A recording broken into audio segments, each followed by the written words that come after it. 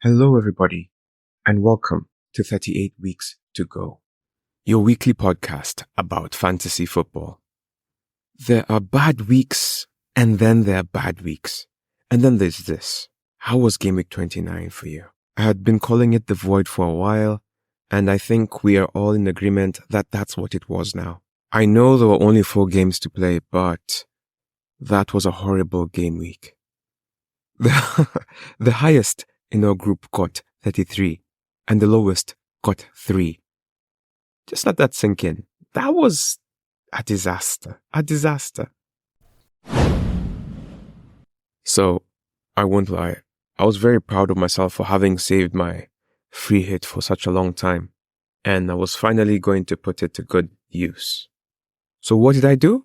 I put in Flecken as a keeper because I thought Brentford were just going to hammer Burnley. Then, I was like, if they're going to hammer Burnley, or at least keep a clean sheet, I might as well have their defender. So who did I go for? Reguilon, because he has been good for them. Then I was like, you know what? I already have Doughty in my team. Let me just keep him. And then also, at the back, Spurs have a great record against Fulham. So what am I going to do? I'm going to put a Spurs defender. So who did I choose? Romero, because he just seems to get bonus points. Then I'm like, you know what? If Spurs are going to beat Fulham, then Son is just going to have a lot to say in that match. So Son has to be in my team. And then Son has to be my captain. And then I was like, you know what? I need 3 Spurs players. So what did I do? I was really debating between Timo Werner and Richarlison and Maddison. Then I just looked at the last game and I saw Maddison perform. So I was like, okay, maybe this is a continuation of form. Let me just put him in there. And then, having been blinded by Luton's performance against Bournemouth earlier this week, I was like, okay, so Doughty will have an assist. It's going to be a high-scoring game. Barkley was immense over that double game week. I didn't have him. Let me correct that. So let me bring Burnley in. Then I was like, West Ham and Aston Villa. Paqueta has been great for them since he returned from injury. And Bailey has just been doing the business this year. So, straightforward, easy. Then I told myself, okay, Ollie Watkins, if he plays, because I wasn't sure he'd play because of the knee injury he gained in the game against Ajax, I was like, okay, he will be good. Let me put him in. Then I was like, okay, you know what? If Brentford are going to beat Burnley, let me bring in Tony. And then on my bench, I remember reading a stat to you guys that Muniz scores at home. He doesn't score away. So I was like, you know what? He's going to be my first sub in case somebody doesn't play. Bench goalkeeper is going to be Leno. Then my subs will be Konsa from Aston Villa and Toffolo from Nottingham Forest. I won't lie, I was a bit smug about my team. I was like, points. These are just points. How many did I get? 16 mighty points. 16. I knew everything was going downhill when after 9 minutes, Reguilon got sent off and Burnley scored a penalty. I'm like, okay, I'm done. All my 3 Brentford players are done. I'm done. So the game goes on. Then I see 2-0. And then when you have a red card, it just takes your points further. So I'm just like, shit, that's -3 now. And then later on, I see 2-1. And I'm like, please be Tony. It wasn't Tony. They just lost 2-1. So of course, with 3 Brentford players and none of them winning, I was just like, okay, I can't even hope for bonus points. And of course, none of them did. At the same time, I'm like, okay, maybe Luton will do something. Go Luton, go. Go Luton, go. Then Chris Wood scores. And I'm just like, what is this? And I was just joking in the pod the other day about Chris Wood and how he scored 2 goals in the reverse fixture. I was like, man, I'm really not a risk taker. Morgan Gibbs-White to Wood. And I'm just like, oh shit. Then Luton score. And I'm like, okay, maybe it's somebody I have. No, it's not. It's Burke to Berry. It's like, okay. And then to make everything worse, my boy Doughty got subbed at halftime, so he finished with 1. So I was just like, oh my goodness. So now I have 2 and then -3 and then 1. So I have 0 and I've had like 4 players play. This is not going to be a good day. So then I'm like, okay, my last hope. Spurs versus Fulham. This is it. Son is going to deliver. He is going to be a kingmaker. 1-0, 2-0, 3-0. You know, fantasy sometimes, it just gives you pain and you don't even know what to do with that pain. You don't know how to explain it to non-fantasy people. And the pain is real, huh? And it's valid. And you're just over there being like, WTF, man. I was better off doing nothing. Just nothing. Okay. To be fair, I wouldn't have been better off doing nothing. I would have gotten 3, like the lowest guy in our group. But 3 versus 16, maybe I could have used a free hit over the double game weeks that are coming up. I would have used a wild card for one and then a free hit for another. I feel like my free hit philosophy is sound, but the practice was not great this weekend. So Spurs get hammered 3-0 by Fulham. And I'm just looking at Leno on my bench with 7 and Muniz, who scores at home, with 10. And I'm just like, now, why did I bring on this guy if I wasn't going to use him?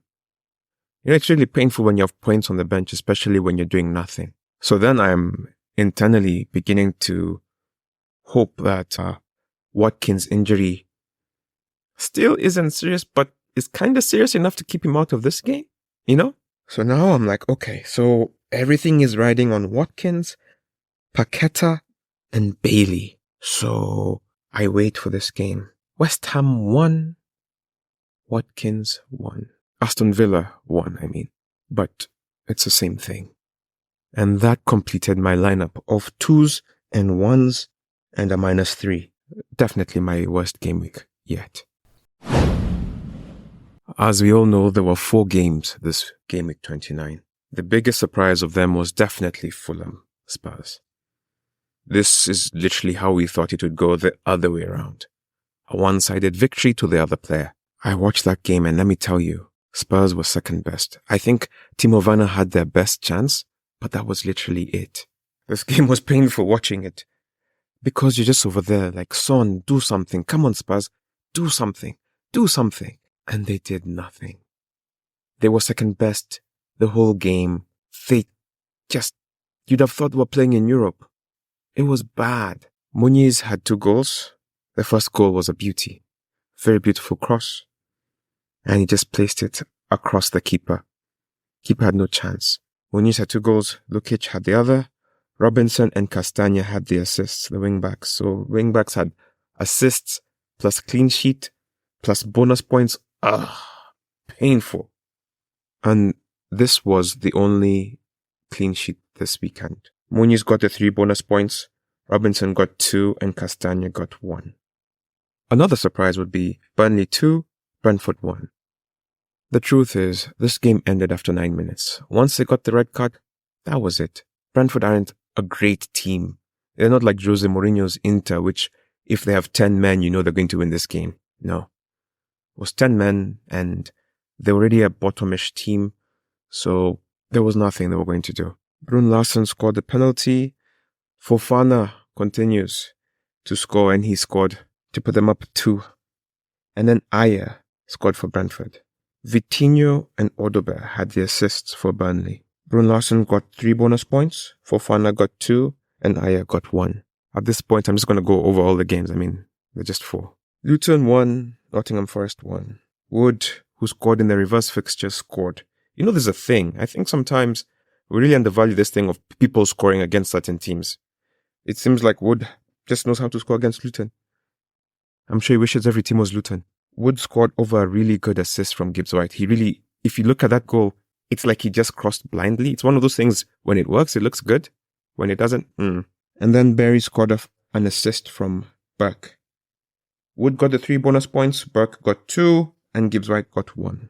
West Ham 1, Aston Villa 1. Antonio got an assist off Kufal. Diaby gave the assist to Zaniolo. So painful. All of us had the wrong West Ham and Aston Villa players. All of us. Like, they were all wrong. I'm telling you, watching these European highlights was making me think, oh, will it be Kudus? Or will it be Paqueta? Or will it be Bowen? None of them. West Ham hammering those guys 5-0. You're like, oh. You go Aston Villa hammering Ajax 4. You're like, ooh. And then you come and look at the results. You think it's going to be a high-scoring game. Nope. 1-1. Martinez really did well for Aston Villa. And he made a bunch of saves that got him 2 bonus points, along with Kufal. And Antonio got 3 bonus points. Looking at the best performers of the game week, Muniz was top with 13 points. Brun Larsen was second, tied with Robinson for 11 points. Fourth was Castagne with 10. And in fifth was Wood and Antonio, tied for 9. Random fact, out of these top 5 players, only one of them was worth more than 5.0. Can you believe that? So us guys were thinking, ooh, let's go Son. He's the best player. Nah, that doesn't mean the best performer. Like I said, there was only one clean sheet this weekend, so Leno was on top with 7 points. Second was Martinez, who had 5. And then Muric for Burnley, who had 3. Areola had 3 as well. And Flecken had 2. When it comes to defenders, Robinson was the best performing defender with 11, followed by Castagne, who had 10, Ayer, who had 7, Burke, who had 7, and Kufal, who had 7 as well. When it comes to the midfield, the best performer was Brun Larsen, who had 11. Lukic from Fulham had 8. Gibbs-White had 7. Berry had 6. Zaniolo and Odoba were tied with 5. When it comes to forwards, Muniz was top with 13 points. Wood and Antonio were tied with 9. Fofana got 8. And then our boy Ollie Watkins had 2. It really was a tough one. I think the biggest lesson this fantasy week has taught us is that conventional thinking isn't good. It doesn't get you the thing that you want. You have to think outside the box. We can all confirm that we thought within the box. Let me give you some stats. First one. On this game week in 2018, Salah scored 4 goals and had an assist against Watford. It was the biggest single game week score of all time. And that was 58 points if he was your captain. Can you imagine that? 16 out of the 17 players who returned points were 5.0 or under. Spurs had scored a goal every game week up until this one. This is their first blank game week. For the second time in FPL history, a player was transferred in by over 2 million managers into a single game week. Any guesses who that might be? You're right. It is Son. Everybody was banking on him.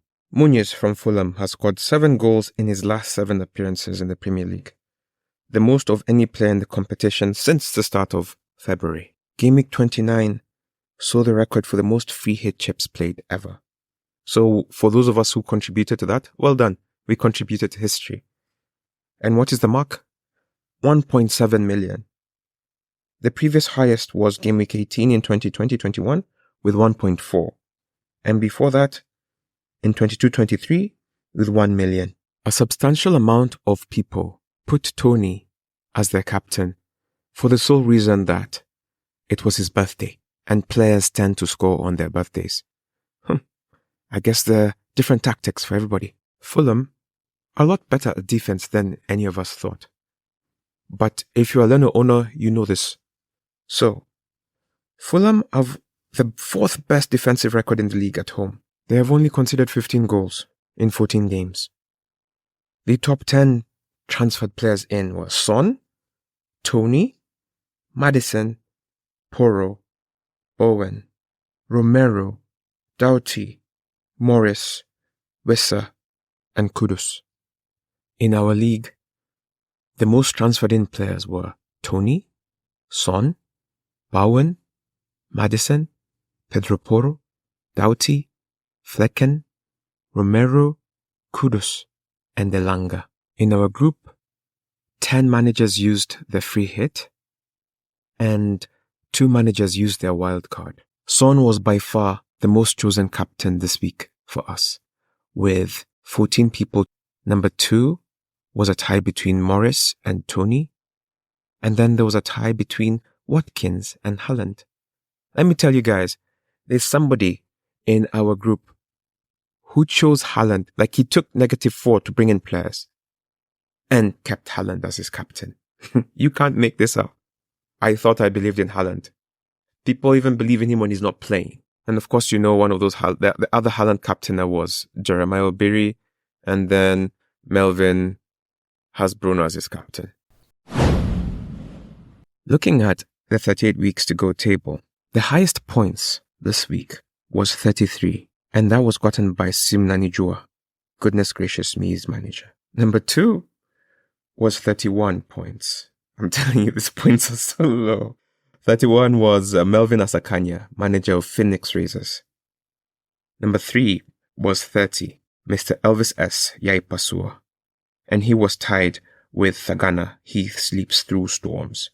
And then number 5 was Brian Ruteri, manager of Bait, YNWA, You Never Walk Alone. I wonder if it's a Liverpool fan. He got 29 points. Something interesting? 2 of the 5 performers used their wildcards, and the rest used their free hits. Leon's wildcard really came to good use. He put in Lino and Robinson, and those got him over half of the points that he got because he had Captain Watkins. But I've skipped a bit ahead of myself. So let me go back a bit and let me say the average points for this game week was 12. 12, guys. 12. Imagine. We just needed to get better than 12 to be above average. 6 of us didn't get 12, like I told you before. 3 was the lowest in our group. It was a tough one. It was a tough one, guys. The top in the world, oh wow. The top in the world got 78 points, but they made 13 transfers. Took a hit of -48. So I'm not even sure if that should count, but I guess it does. Wow. -48. That's rather foolish. I'm just shocked by that. -7, goodness. -48 points. What was he thinking? Anyway, the captain was Morgan Gibbs-White. They had Muniz and Fofana as their strikers. Good choice. Odober. Then he had Vitinho, Robinson, Castagna in his defense. I mean, he's number 1. He made good calls. I don't think losing 48 points is worth it. So I looked into his previous game week. I was just curious to see, how does this guy make his decisions? And the previous game week, he took a hit of -24. And I'm like, oh, he got 52. That's neither here or there, but this is a guy who is not afraid to make moves. Before this 2 game weeks, he makes pretty normal decisions. But these 2 game weeks, it seems like he's like, okay, I'm going hard. All or nothing. I guess I talk about risk, and this guy, he takes risks. There have been no real changes at our table. Tunay is still number 1. He got 16 points. Sorry, these numbers are just so funny for me. He has 1766. Vic City is still number 2. He got 14 points. 1723. So there's still a bit of a 43 gap. Goodness gracious me climbed over Why Are You Running? Remember they were tied last week. And now he has opened up a 10-point gap between him and number 4. And between him and number 2 is 20 points.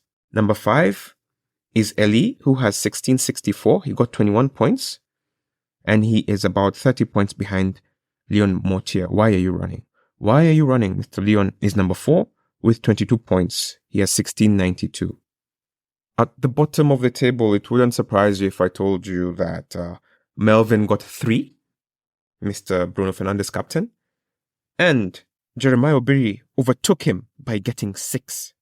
So they are having their own race of non-players. 1226, 1228.